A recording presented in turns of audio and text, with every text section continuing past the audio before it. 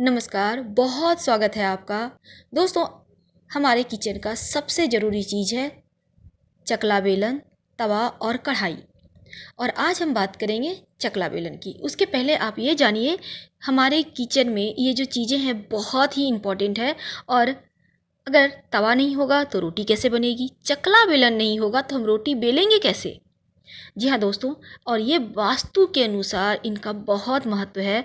और इनका रखने का तरीका जो आपको कहीं ना कहीं तमाम बुरे प्रभावों से सुरक्षित रखता है और घर में बरकत भी करता है बेशुमार।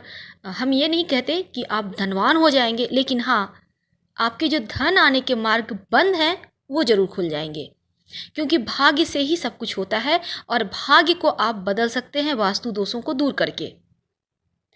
तवा कढ़ाई, ये दो चीज़ें तो राहु का प्रतिनिधित्व करता है, और चकला बेलन जो लकड़ी का बना होता है ये हमारे सूर्य को मजबूत करता है। लकड़ी का मतलब ही होता है सूर्य। कभी कभी जैसे हम कहते हैं सूर्य कमज़ोर है, आप लकड़ी के पलंग पे सोइए, लोहा का पलंग यूज मत कीजिए। ठीक उसी प्रकार अभी किचन में लोग स्लेट बैठा लेते हैं, पत्थर बैठा लेते हैं, मार्बल बैठा लेते हैं और उसी पर रोटियां बनाती हैं। बेलन लकड़ी की जगह आधुनिक हो गए हैं, हिंडालियम के आ गए हैं, स्टील के आ गए हैं, नॉन स्टिक के आ गए हैं, लोग यूज करते हैं। लेकिन ये गलत है। कहीं ना कहीं आप अपने घर में वास्तु दोष को आमंत्रण दे रही हैं। आप चकला और बेलन हमेशा काठ का ही यूज करें। नहीं कर रही हैं तो आज से ही शुरू कर दें। अगर आपको लगता है चकला में नीचे 3 पाँव जैसे बने होते हैं वो आपको अफोर्ड कर रहा है, बहुत ऊंचा हो जा रहा है, तो फिर आप इसे हटवा सब भी सकती हैं, कोई दिक्कत नहीं है। और हमेशा ही चकलन बेलन को आप काठ का ही यूज कीजिए, लकड़ी का ही यूज कीजिए। इससे आपका सूर्य मजबूत होगा, और जब सूर्य मजबूत होता है तब व्यक्ति धनवान होता है, पुत्रवान होता है, और सरकार से लाभ मिलता है। मान नाम सम्मान में वृद्धि होती है, विदेश यात्राएं करता है और जीवन में तमाम सुखों को भी भोगता है। क्योंकि ये ज्योतिष से भी संबंध रखता है, वास्तु दोष से भी संबंध रखता है, इसलिए आपको हम विस्तार से बतलाना चाह रहे हैं। अब इसमें एक और कड़ी जुड़ती है और वो है तवा और कढ़ाई। क्या आपको पता है तवा और कढ़ाई राहु से संबंध रखता है, क्योंकि उनका रंग कहीं ना कहीं उन्हें राहु से संबंध रखने के लिए प्रतिनिधित्व करता है राहु। आप अपने किचन को हमेशा ही साफ रखें। सभी जितने भी आपके डब्बे हैं उन्हें एक पेपर बिछाकर अपने रैक में अच्छे से करीने से सजा कर रखें। गंदगी मत फैलाइए, महीने में एक दिन तो सफाई कर ही सकती हैं।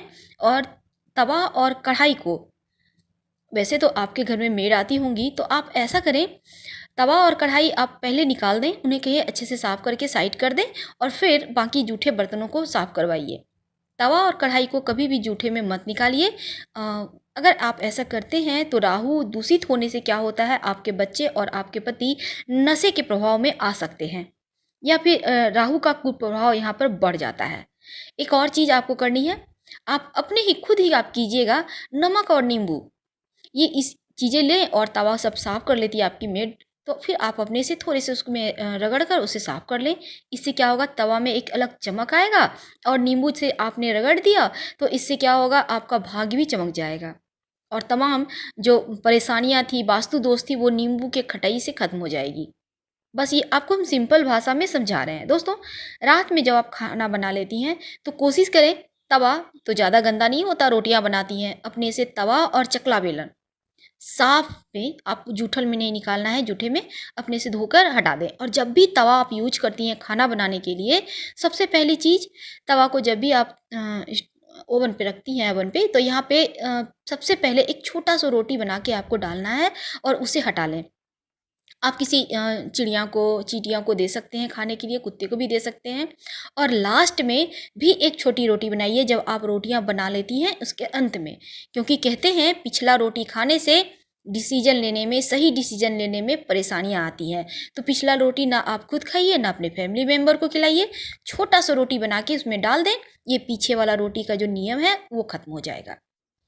और आपने रोटियां बना ली, तवा, गर्म तवा पे पानी भूल से भी मत डालिएगा। ये जो छन से आवाज़ आता है, ये कहीं ना कहीं आपके जीवन में परेशानी घोल सकता है, याद रखिएगा।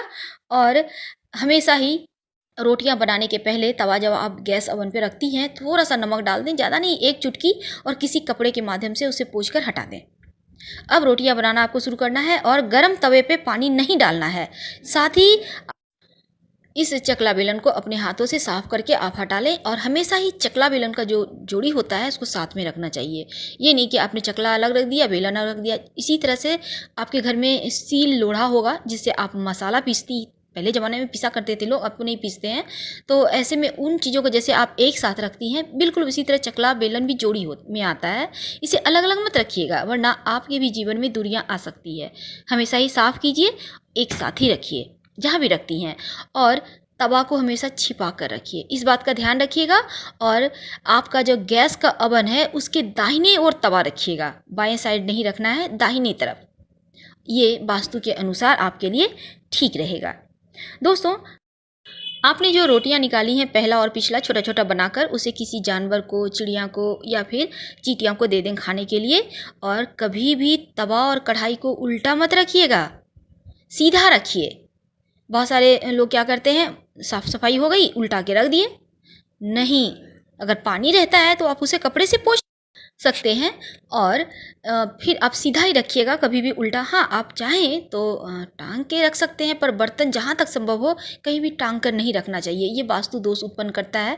पहले ज़माने में लोग खूंटी में टांग के रख देते थे, पर आप मत कीजिएगा ये गलती। आप करीने से सजा कर रखिए, और तवा को हमेशा ही छिपा कर रखिएगा।